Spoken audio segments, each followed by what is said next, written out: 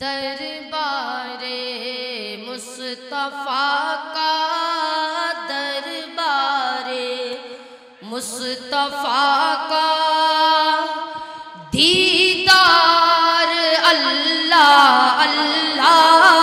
दरबारे मुस्तफ़ा का दीदार अल्लाह अल्लाह। दरबारे मुस्तफ़ा का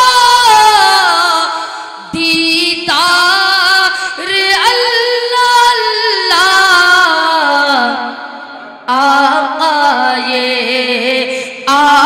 आए दो जहां के, आए दो जहां के अनवार अल्लाह अल्लाह।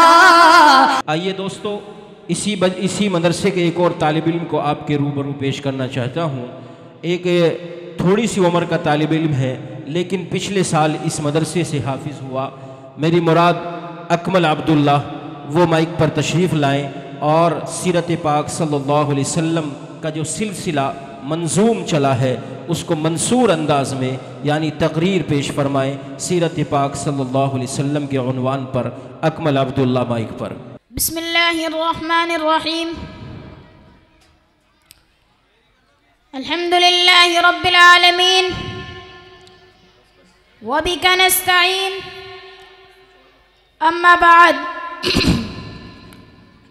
फ़अऊज़ु बिल्लाहि मिनश शैतानिर रजीम।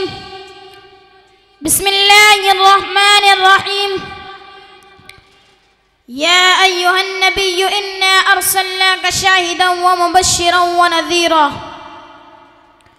व दाइयन इलल्लाहि बिइज़निही व सिराजन मुनीरा। सदक़ल्लाहुल अज़ीम। हो न गुस्ताखी के इससे मैं डरता हूँ, हो न गुस्ताखी के इससे मैं डरता हूँ। गुलगाए अक़ीदत है जो मैं पेश करता हूँ।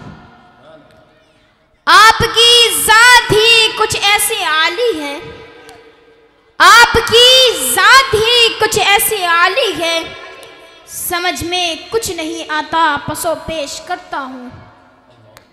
छोटा मुंह बड़ी बात डरते डरते कहता हूँ, छोटा मुंह बड़ी बात डरते डरते कहता हूँ।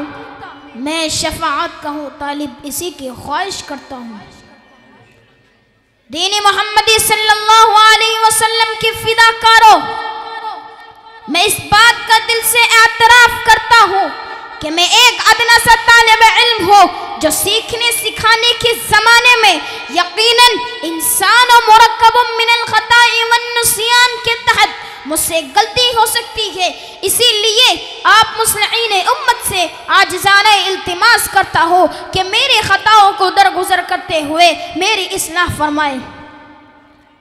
तो आइए अल्लाह के दुलारे, खुदा के प्यारे, अब्दुल्ला के जिगर के पारे, अम्मा आमिना के लगते जिगर, बीवी आयशा की आंखों के तारे, सैयदा फातिमा के अब्बा जान, इब्राहिम व कासिम के अब्बा जान, ज़ैनब व कुलसूम के दिल नवाज, हसन हुसैन के नाना जान, वजह तखलीक कौन मका, यतीमों के वली, गरीबों के हामी, बेकसों का सहारा, तिश्ना शफाअत, फ़ख्र मौजूदात, मतलूब खुदा, महबूब किब्रिया, दोनों जहां के सरदार, सरवर कायनात, खातिमुल अंबिया मोहम्मद रसूलुल्लाह सल्लल्लाहु अलैहि वसल्लम पर बुलंद आवाज़ के साथ नजराना अक़ीदत पेश करें। दुरूद शरीफ पढ़ लीजिए एक बार।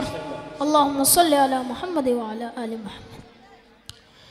उम्मत मुहम्मदिया के आलम बरदार, मैं हैरान व परेशान हूँ कि मुझे बोलने के लिए आज ऐसा मौजू दिया गया जिसका इहाता करना नामुमकिन है। ये इतना तवील रास्ता है जिसकी कोई हद नहीं, ये ऐसा समंदर है जिसका कोई किनारा नहीं। यही वजह है कि आज तक कोई मुहद्दिस, कोई मुफक्किर, कोई मुदब्बिर, कोई मुअर्रिख, कोई कलमकार, कोई मुबल्लिग, कोई फनकार, कोई नामे निगार या दावा नहीं कर सका कि मैंने नबी की सीरत का इहाता अपने अंदाज में कर लिया।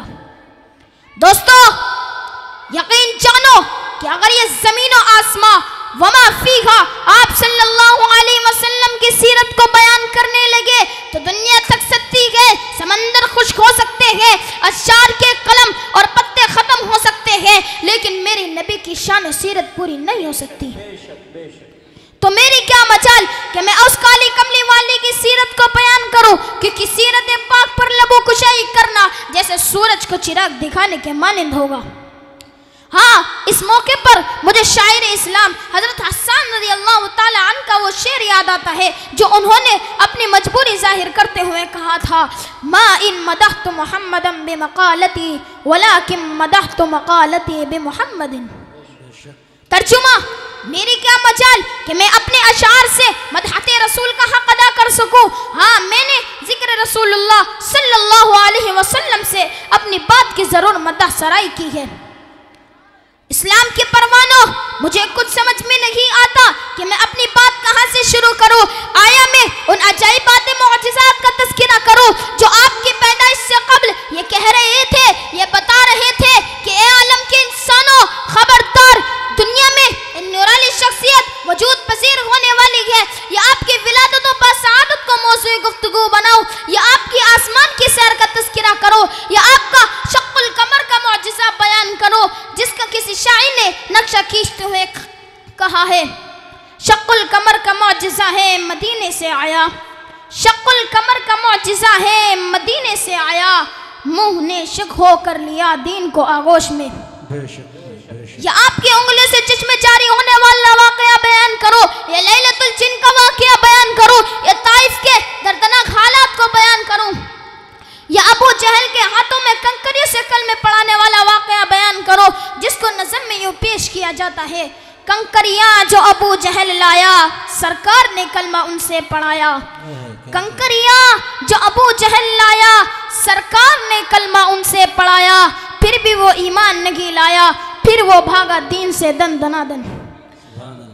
इस्लाम के परवानों, गर्ज इस वक्त जो भी होगा मैं उसको पूरी कोशिश करूंगा, उसको बयान करने की पूरी कोशिश करूंगा।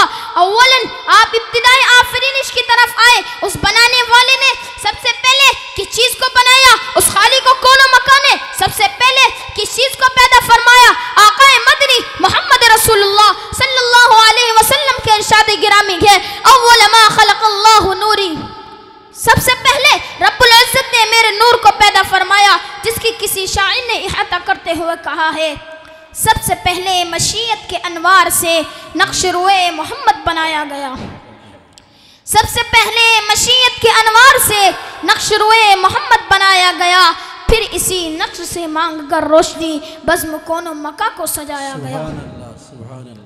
यकीनन आपका नूर अव्वल है और अफजल भी, जैसे कि इस वाक़े से जाहिर होता है।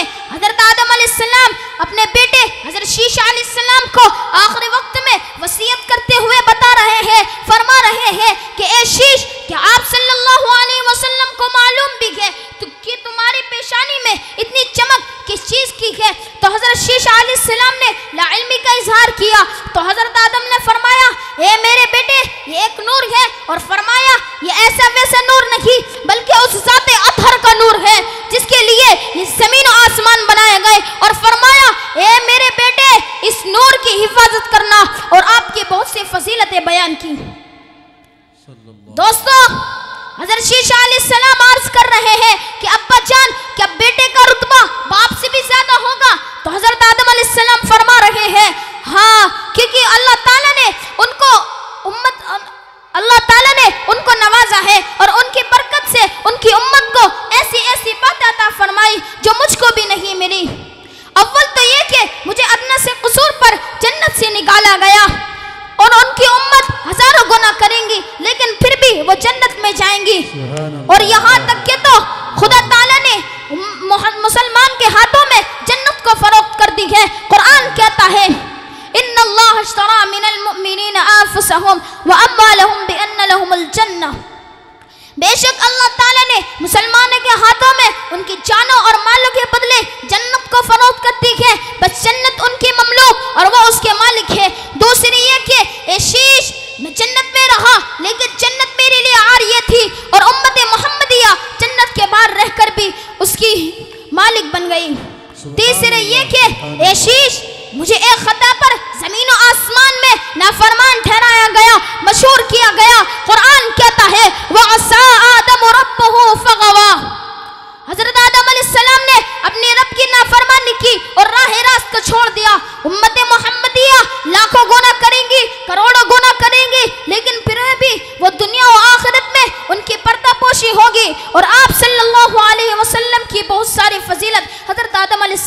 बयान की। दोस्तों, यकीनन आपका नूर अव्वल भी है और अफजल भी, फिर आपका नूर मुंतकिल होता रहा। एक वक्त आता है कि जब हजरत इब्राहिम अलैहिस्सलाम आप सल्लल्लाहु अलैहि वसल्लम को अल्लाह से मांग कर लेते हैं। दुनिया वालों, ये इतनी बड़ी नेमत आपको ऐसे ही नहीं मिली, बल्कि हजरत इब्राहिम अलैहिस्सलाम ने आपको अल्लाह से मांग कर लिया है। इस चीज का जिक्र कुरान पाक में अल्लाह फरमा रहे हैं। कुरान कहता है, रब्बना वबअथ फीहिम रसूलन मिनहुम यतलू अलैहिम आयातिका व युअल्लिमुहुमुल किताब वल हिकमत व युज़क्कीहिम इन्नका अंतल अज़ीज़ुल हकीम। और यहाँ तक के तो हजरत मोहम्मद सल्लल्लाहु अलैहि वसल्लम ने फरमाया कि मैं अपने दादा हजरत इब्राहिम अलैहिस्सलाम की दुआ और हजरत ईसा अलैहिस्सलाम की बशारत और अपनी वालिदा का ख्वाब हो। आपके दादा अब्दुल मुत्तलिब ख्वाब देखते हैं कि उनकी पुश्त से एक चांदी की जंजीर निकली, जिसका एक किनारा आसमान में, दूसरा किनारा जमीन में, तीसरा किनारा मशरिक में, चौथा मगरिब में था, जो कि सूरज से कहीं ज्यादा रोशन थी। फिर वो जंजीर एक खूबसूरत दरख्त की शक्ल में मुंतकिल हो गई और अरब अजम के लोग उसको सजदा कर रहे हैं। और यहाँ तक के तो ये भी देखा कि कुरैश के कुछ लोग उसके काटने के फिक्र में लगे हैं। उस दरख्त के पास एक खूबसूरत जवान खड़ा है जो उन लोगों की आंखें फोड़ देता है, कमर तोड़ देता है। हजरत अब्दुल मुत्तलिब की भी ख्वाहिश हुई कि उसकी शाख को पकड़े, लेकिन उनका हाथ वहां तक ना पहुंच सका। तो मालूम किया तो बताया गया कि अब्दुल मुत्तलिब, ये नूर है और ये नूर तुम्हारे नसीब में नहीं। अब्दुल मुत्तलिब उस ख्वाब से घबरा गए और किसी से मालूम किया तो बताया गया कि आपके यहाँ आखिर नबी उस ज़मा पैदा होने वाले हैं और वो पूरी दुनिया पर हुकूमत करेंगे, पूरी दुनिया उनके नूर से रोशन होगी। और जो जवान उस पेड़ के पास, उस दरख्त के पास खड़ा था, वो फरिश्ता होगा जो उनकी हिफाजत पर मुकर्रर होगा। और अब्दुल मुत्तलिब की बदनसीबी है कि वो उनका ईमान नहीं पाएंगे। व आखिर दावाना अनिल हम्दुलिल्लाहि रब्बिल आलमीन।